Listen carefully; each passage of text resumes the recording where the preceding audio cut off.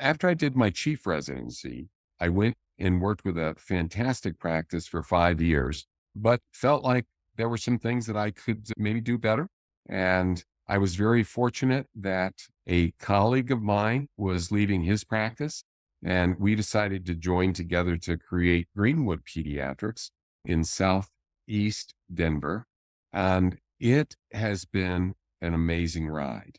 And I think the reason was back then, it wasn't cool to have nurse practitioners. Patients or parents didn't like it, etc. They wanted to see their doctor. But we felt that the team-based approach was the future of healthcare. And so we created small teams, 3 or 4 people on a team, and those people would take care of the patient. Our patients knew that 90% of the time they were going to see Dr. Dan or my nurse practitioner. That allowed them to develop relationships with us, and things grew pretty fast. And we were very fortunate. We grew at a very rapid rate, and we got to the point where we had people who worked at Greenwood Pediatrics for 20 to 25 years. It was a phenomenal experience. Hey, Dan, I'm curious, why with the first practice that you worked at, why did they keep you on and make you a partner or a leader or whatever? Why did they let you go? The nature of the practices back then, and keep in mind that this was 30 years I ago, know. all right? The nature was one that was maybe a little bit more a common way that people practice back then. And I tend to be very forward thinking and innovative and thinking about how do we make things better, etc. And so it wasn't so much them, it was that I had a passion to do something, and I felt like I would have more freedom to do it in a leadership position. But I would think that if a group sees a potential physician such as you that's forward thinking, that would be an asset to the practice to bring it and bring it into the future, right?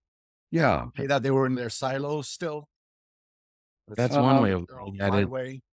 Another way of looking at it is this young guy is just always wanting to change things, change work. I'm making money. I'm gonna enjoy my life. Don't bother Now, I'm me. going to ask you one final question. What happened to that practice today? Where is it? They're doing well. Oh, it's still around. I actually was able to include them in a pediatric building that we built where Greenwood Pediatrics was on one side of the first floor and their practice was on the other side. And in the middle was Children's Hospital with radiology and orthopedics and so forth. And then on the top floor, we had pediatric specialists. So it ended up working out really well from that perspective. And they have 2 offices now, so they're doing fine. Okay. How big did Greenwood Pediatrics get or is right? Yeah, Greenwood Pediatrics, we have had 25 to 26 pediatric clinicians in 3 offices. And we got to that size about 12 years into our existence. So we became one of the largest, if not the largest, certainly the largest in Metro Denver by volume.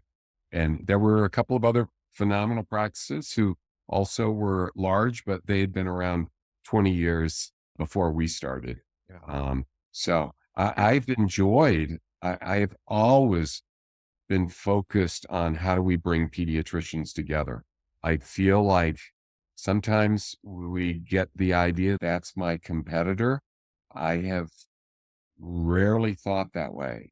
I tend to think I'd rather work with my fellow pediatricians than work with somebody in private equity. Right. So Is Greenwood still an independent practice or? they are, and they're still big, Yeah. 3 Great. offices.